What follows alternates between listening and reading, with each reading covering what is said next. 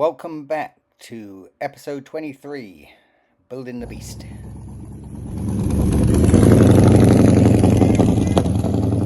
So this is what we do to give the car that solid, comfortable and cool feeling. You know, it's all about how you insulate it, and I think we do a pretty good job. So sit around and check it out. Already seen in some of the previous videos of us doing the insulation in the floor, which is the black with the silver backing. So now we do lots of layers of our Duke padding, which is kind of really good insulation and sound deadening. And you'll see how we do that. I've just put the Duke padding in the floor, and on the passenger side where I've got those indentations because of how I did the firewall, I actually put 5 layers of Duke matting down, and I put 3 layers here, and that should help stop a lot of the heat coming through from the firewall. Yeah, we live in Florida, so you want to make the car as insulated as possible, and you know, so the AC doesn't have to work so hard. And it might be an old car, but it's got a lot of mod cons now, and hopefully it'll have nice cold AC. Yeah, you heard that right. I put 5 layers in on the firewall there, and I know that sounds kind of excessive, but that's just the way I do it, and it seems to work for me, and I kind of like it kind of under the carpet. It just gives it that soft, you know, luxury feel, even in these old muscle cars. Roof felts in, insulation and soundproofing. That's cool, went in nice. I was looking through my videos, and I realized I hadn't done a walk around of my progress in quite a while, just photographs of little sections of it. The car's really dusty right now, so it doesn't give the shine that I'd like in the video, but let me do a quick walk around so I can show you what's been progressing with it. I repainted the underneath, make the black all crisp and everything again, and I've got my cameras and stuff on my dash. I've mounted the camera in the front here,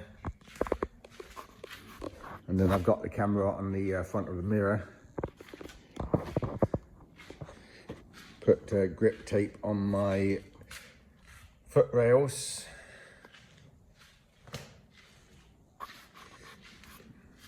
Mirrors on.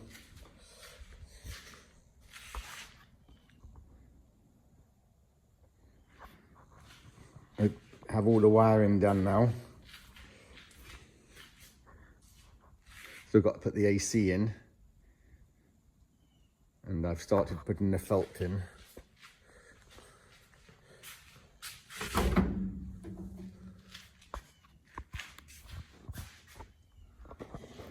Got all the dash lights in, and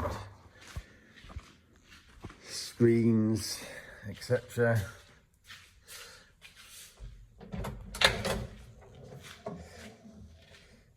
Putting the felt in. As you know from previous videos, I've been trying to make this really insulated and soundproof. I've actually got like 3 layers of cool mat in the front area, insulation. That's that silver kind of tar backed stuff, and I put the felt in, and I've actually got 5 layers of felt on the firewall. In a lot of the areas, so hopefully that makes the soundproofing and the insulation, mostly the insulation, really good. So I have, you know, very limited amount of heat coming through from the engine compartment, because the cooler I can keep it inside, the more effective the AC is. So my dash turned out really nice. I like it. And I got felt, done the felt on my roof, and my my daughters will help me do my headline and stuff. And they've already done my front seats. They're just finishing up on those, and they'll do the back seat. And then I'll work on the door panels. And I think for my sill plates, I'm going to cut some strips out of this aluminum here. And then I'll bend them and put them over my sill. I think I like that. And I got all my reversing lights and reversing cameras and kill switch wired through here, so it'll only start in park and neutral. Kind of quite an important safety factor. Had a problem with this shorting, so I've got a new one to wire in. That's kind of a pain, but it'll be very easy to wire in. And the only thing left to wire here is a sensor wire to a sensor on the transmission, which I want to put it on the lift when it's done, and work out where I'm going to put the sensor for that. And I've got my speakers in. That's going to be the color of the interior, kind of a cream. And I've got JBL 300 watt speakers, and I'm only putting 2 speakers in this car. With all the soundproofing in it and stuff, and the quality of the speakers, you know, not amazing speakers, but good speakers. You know, the quality of the sound here, I like it. It's really deep and sounds really good. So I don't need any more than that. And like I said, the car's really dusty, but you know, the bodywork's not fantastic on this car, but it's pretty good. I mean, you know, it turned out better than I anticipated. A lot better. This car, as you know, if you've followed the videos, was so bad and so much work. It's amazing how nicely it's turned out. I purchased this car literally almost a year today, so it's taken me a year to restore it, and that's working on it most days. So obviously if I'd paid someone else to do it, I mean, it would have been an incredibly expensive build. But if you want a car like this,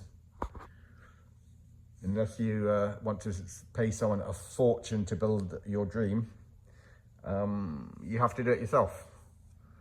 And although obviously it could be done to a higher level than this, even doing it to this level is very expensive. So fortunately I had the time to do it. Some of these videos aren't wildly exciting, but seeing as I've done the build from beginning to end, I kind of like to include everything, because, you know, a lot of people do these things, and it's nice to see how somebody else has done it. I've got the felt in, so ready for the carpet. I think I might want a felt inside here as well, but it's pretty good. So as you see, I'm being fairly thorough. On the inside of the fenders there, rear fenders in the trunk, it's single skinned. A lot of modern cars are kind of double skinned, and I like to put foam in there. So normally I cut out foam and I stick that in, and then that protects the inside of the fenders if anything in the trunk moves around. You don't want to be sticking a dent in your car from the inside. And you'll see it starting to look pretty neat inside. You know, having said that, I've still got, you know, work to do. I haven't put a lot of the trim on the inside. I haven't even done the headliner yet, and or the door panels. So I've been kind of lazy, because now it's on the road and I've been enjoying it. I've been doing other projects and helping the kids with their projects, and Max is now pestering me to rebuild the transmission in his monster car, because we've had a lot of issues from it. and we've brought transmissions from some big named manufacturers, and they haven't been any good. You know, they've had issues. So I've never built a transmission before, but I know that following instructions, I can do a pretty good job. We are patterning out the headliner now, so we know where the bows are going, and we've marked how far it comes down. It doesn't really matter about the edge because we'll come past the edge, and when we install it, then we'll cut off the excess, including the front and the back. We really just wanted to get this curve at the back here, so we know how this curve kind of sits, and then we can stretch it when it's up there and then put the bows up. So on a lot of my cars, I've purchased fitted cockpit, and that has worked out pretty well for me, but I often find that they're not cut very well anyway, and sometimes they're actually a little bit short on the sides and this, that and next thing. So I've started putting in my my own carpet, and it gives you quite a lot of more leeway and obviously, you know, unlimited material. So I normally like to stick it in, and I kind of start from the middle. I'll cut a little slot where my gear stick is, so I can put it over the gear stick, and I'll, you know, cut some slits in it so that I can put it in from the inside. And yeah, it's not really necessary to glue it. I got the carpet in, so I'll carpet the trunk tomorrow, put the AC in, and carpet this little plate and a cover there, put my gear stick thing in, and get my seats in. So I generally like to glue my carpets in, but like I said, it's not totally necessary. But if you've got quite a lot of sharp angles, etc., it just makes it stick to the angles better. And you know, in the back of the car and up round my tunnel, although it's pretty flat on this car, I got a really minor tunnel, and if you'd seen in the previous build video, I was quite conscious to make that tunnel as low as possible but high enough as necessary to clear the transmission. But over the back there where I'm going into the trunk, you know, I've got some kind of sharp creases, so I wanted to glue that fairly well, and so press it into the crease. But this car obviously is pretty easy because, you know, it's just one huge flat floor. But you know, make sure you don't cut your carpet short that goes up the firewall. Often a lot of people find out that they don't have enough carpet going up the firewall, and you know, it can be pretty irritating. But sometimes just going to an upholstery shop, or you know, getting a roll of carpet that you like is a better way to go. Now, automotive carpet can be thinner than obviously house carpet, and it has to be real flexible. So keep in mind when you're buying it, you know, what the contours are like of your floor, because you know, sometimes a good quality carpet which is flexible is you know, very important. So also you can get it different piles, different densities, you know, made out of different things. But anyway, as you can see, the interiors come together really nice, and you see I've got some old foam there. It was actually 2 inches thick that I've put in the side. And you know, you're not only trying to prevent heat or sound coming into your car. Yeah, all my cars are quite loud because I have quite loud exhaust systems on it. So it's not that I'm trying to make them quiet inside, but the funny thing is that when you do a lot of padding and insulation, it gives the car this much more kind of solid feeling. You don't get this tinniness or drone through any of the body. So even though you can still feel, you know, hear the sound of the exhaust, etc., you still get that real nice kind of firm feeling of the inside of the car. This is the first time it's been outside.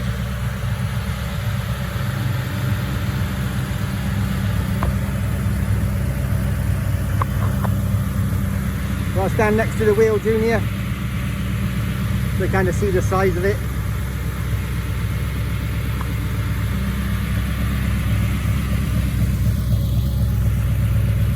I did good polishing them, didn't I?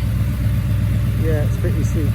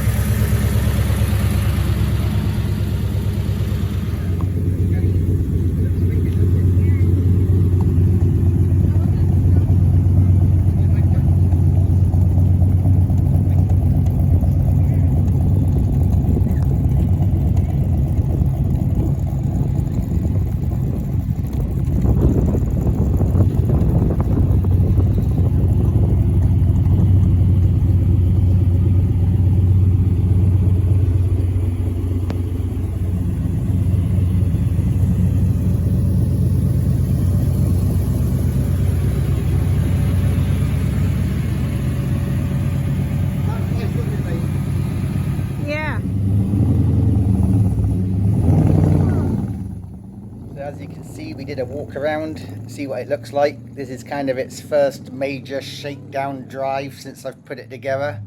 Although I do actually end up putting a much lower gear posi in the rear, because of the huge tyres and stuff. But just drives amazing, just so solid and comfortable, and all the work that I've put into it is really starting to pay off. And as you'll see in the later videos. Well, thanks for watching. It's really nice for me to be able to share my build with everybody, and I'll get back to you with another video soon.